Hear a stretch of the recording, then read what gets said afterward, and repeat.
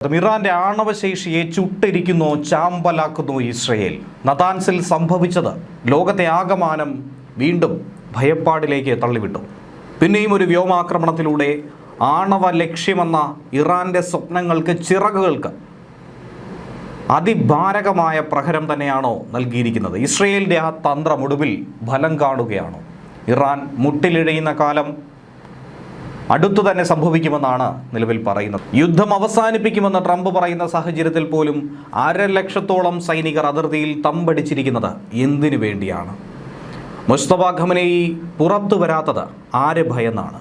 ഇപ്പോഴും എന്തുകൊണ്ട് ഭൂമിക്കടിയിൽ ബങ്കറിനുള്ളിൽ സുരക്ഷിതനാണെന്ന് കരുതുന്നു? എത്ര ദൂരെ പോയി ഒളിച്ചാലും തങ്ങളുടെ കയ്യെത്തും ദൂരത്ത് തന്നെ ഖമനേയി ഉണ്ടെന്നുള്ള മുന്നറിയിപ്പ് ഈ സാഹചര്യത്തിൽ ഇസ്രയേൽ പ്രധാനമന്ത്രി ബെഞ്ചമിൻ നെതന്യാഹു കൂടി നൽകുമ്പോൾ ആയുസ് എത്ര നാൾ? ഈ ചോദ്യമാണ് അവശേഷിക്കുന്നത്. ഇറാനെ സംബന്ധിച്ച് അവർക്ക് ഏറ്റവും നിർണായകമായിട്ടുള്ളതാണ് നതാൻസിലെ ആണവ കേന്ദ്രം. ഈ ആണവ കേന്ദ്രത്തിന് നേർക്ക് അതിശക്തമായൊരു വ്യോമാക്രമണം നടന്നിരിക്കുന്നു എന്നാണ് റിപ്പോർട്ട്. ടെഹ്റാനിൽ നിന്നും 220 കിലോമീറ്റർ അകലെയുള്ള നതാൻസ് ഇറാന്റെ ആണവ പദ്ധതികളുടെ ഹൃദയമായിട്ടാണ് അറിയപ്പെടുന്നത്.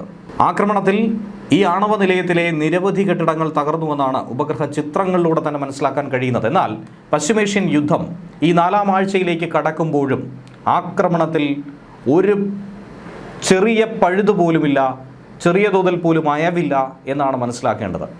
ലോകം ഭയപ്പെട്ടതുപോലെ ഇതുവരെ ആണവ വികിരണ ചോർച്ച ഉണ്ടായിട്ടില്ല എന്ന് ഐക്യരാഷ്ട്രസഭയുടെ ആണവ നിരീക്ഷണ സമിതി പറയുമ്പോഴും ഇനി അങ്ങോട്ടേക്ക് സംഭവിക്കാൻ സാധ്യത കൂടുതലാണെന്നുള്ള ഭീതി കൂടിയാണ് നൽകുന്നത്. 2025 ജൂണിലെ 12 ദിവസ യുദ്ധത്തിലും ഇതേ കേന്ദ്രത്തിലേക്ക്, ഫോർദോയിലേക്കും നതാൻസിലേക്കും ഒക്കെ തന്നെ ആക്രമണം നടന്നത് നമ്മൾ വാർത്തകളിലൂടെ കണ്ടതാണ്. ഇപ്പോൾ വീണ്ടും നതാൻസിനെ ലക്ഷ്യം വെച്ചത് വ്യക്തമായ ഉദ്ദേശത്തോടു കൂടി തന്നെയാണ്. ഇറാന്റെ ആണവശേഷിയെ മുച്ചൂടും മുടിക്കുക, പൂർണ്ണമായും തകർക്കുക. ഈ തന്ത്രം തന്നെയാണ് നിലവിൽ ഇസ്രയേൽ നടപ്പിലാക്കി വരുന്നത്. യുദ്ധം തുടങ്ങിയ ശേഷം ഇപ്പോൾ നടത്തിയിരിക്കുന്ന ഈ ആക്രമണം, വ്യോമാക്രമണം, അത് എന്തുകൊണ്ട് ശ്രദ്ധേയമാകുന്നു എന്ന് ചോദിച്ചാൽ, ഒരു വ്യോമാക്രമണത്തിലൂടെ ഈ യുദ്ധം ആരംഭിച്ചുവെങ്കിൽ രണ്ടാമതായൊരു വ്യോമാക്രമണം നടത്തിയിരിക്കുന്നത് മറ്റൊരു അധ്യായത്തെ തന്നെയാണ് സൂചിപ്പിക്കുന്നത്. യുദ്ധത്തിൻ്റെ ആദ്യ ആഴ്ചയിലും ഇറാൻ്റെ പ്രധാന ആണവ സമ്പുഷ്ടീകരണ കേന്ദ്രമായിട്ടുള്ള നതാൻസിനെ ആക്രമിച്ചിരുന്നു. അന്ന് നിരവധി കെട്ടിടങ്ങൾക്ക് നാശനഷ്ടങ്ങൾ സംഭവിച്ച ഉപഗ്രഹ ദൃശ്യങ്ങളടക്കം പുറത്തു വന്നിരുന്നു. എന്നാൽ ആ ആണവ ആക്രമണത്തിൽ റേഡിയോ ആക്റ്റീവ് പ്രത്യാഘാതങ്ങൾ, നേരത്തെ ആണവ വികിരണ ചോർച്ച എന്ന് പറയുന്നതൊന്നും തന്നെ ഉണ്ടായില്ല എന്നുള്ളത് ഭാഗ്യമാണ്. പക്ഷേ നിർഭാഗ്യവശാൽ ഇനി അങ്ങോട്ട് ഉണ്ടാകാനുള്ള സാധ്യതയുണ്ടെന്നാണ് മുന്നറിയിപ്പുള്ളത്. യുദ്ധം അവസാനിപ്പിക്കുമെന്ന് ട്രംപ് വീരവാദം മുഴക്കുമ്പോഴും മറുഭാഗത്ത് കൂടുതൽ സൈനികരെ അയച്ചുകൊണ്ട് പ്രകോപനം സൃഷ്ടിക്കുന്നു എന്നുള്ളതാണ് യാഥാർത്ഥ്യം. അമേരിക്കൻ പ്രസിഡന്റ് ഡൊണാൾഡ് ട്രംപ് ഈ പ്രസ്താവന പുറത്തുവിട്ടതിന് പിന്നാലെയാണ് ഈ ആക്രമണം പോലും സംഭവിച്ചിരിക്കുന്നത്. പശ്ചിമേഷ്യയിലെ സൈനിക നടപടികൾ അവസാനിപ്പിക്കുന്നതിനെക്കുറിച്ച് തങ്ങൾ ആലോചിച്ചു വരികയാണെന്നാണ് ട്രംപ് പറയുന്നത്. ഇതിനിടയിലും 3 ആംഫിബിയൻസ് അസോൾട്ട് കപ്പലുകളെയും ഏകദേശം 2500-ലധികം മറൈൻ സൈനികരെയും അമേരിക്ക ഈ മേഖലയിലേക്ക് അയച്ചു. ഏതാനും ദിവസങ്ങൾക്ക് മുൻപ് പസഫിക് മേഖലയിൽ നിന്നുള്ള 2500 സൈനികരെയും അമേരിക്ക പശ്ചിമേഷ്യയിലേക്ക് തിരിച്ചുവിട്ടു. ഇതോടെ മേഖലയിൽ ആകെയുള്ള അമേരിക്കൻ സൈനികരുടെ എണ്ണമെന്ന് പറയുന്നത് 1.5 ലക്ഷം കടന്നിരിക്കുന്നു.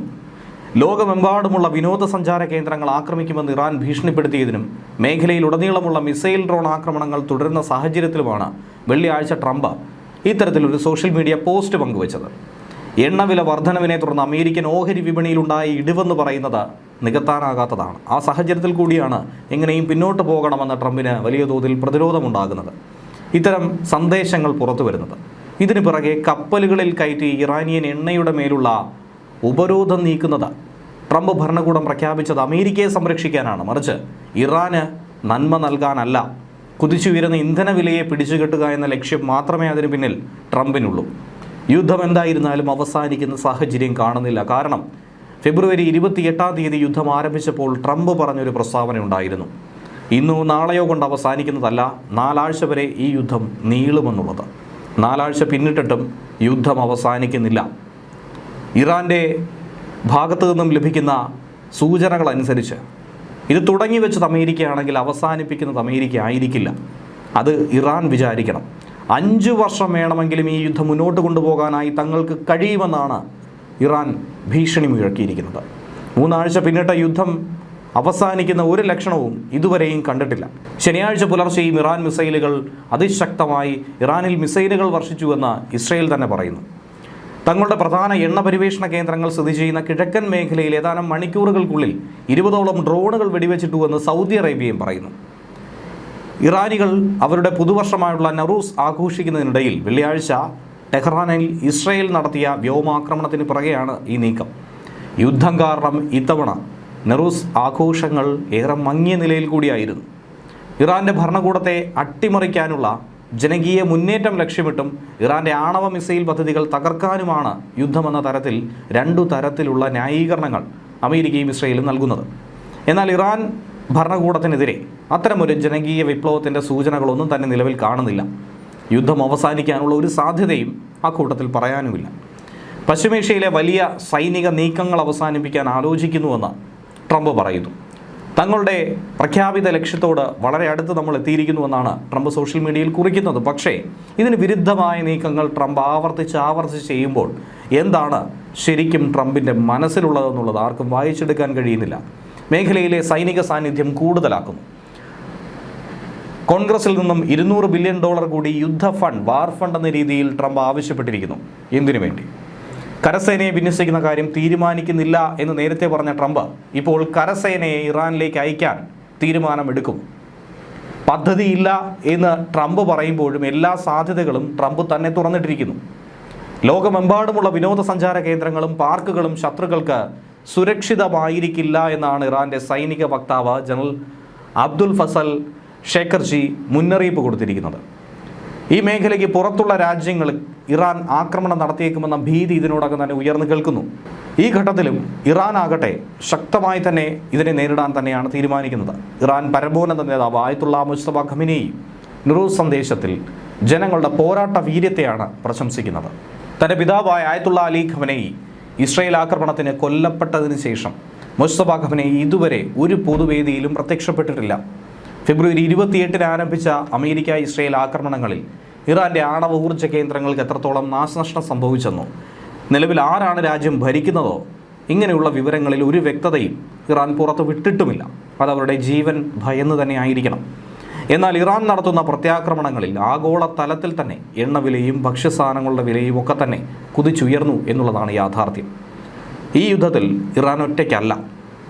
ഇറാൻ്റെ പ്രോക്സികളായിട്ടുള്ള ഹിസ്ബുള്ളയും മറ്റുമൊക്കെ ഇതിൽ അണിചേരുന്നുണ്ട്. ബെയ്റൂട്ടിൻ്റെ തെക്കൻ പ്രാന്ത പ്രദേശങ്ങളിലൊക്കെ ഇറാൻ പിന്തുണയുള്ള ഹിസ്ബുള്ള കേന്ദ്രങ്ങൾക്ക് നേരെ ഇസ്രയേൽ ആക്രമണം കടുപ്പിക്കുന്നതിൻ്റെ കാരണവും അതുതന്നെയാണ്. ശനിയാഴ്ച പുലർച്ചെ ഉണ്ടായ സ്ഫോടനങ്ങളിൽ ബെയ്റൂട്ടിൻ്റെ വിവിധ ഭാഗങ്ങളിൽ തീപിടുത്തവും കനത്ത പുകയും ദൃശ്യമായിട്ടുണ്ട്.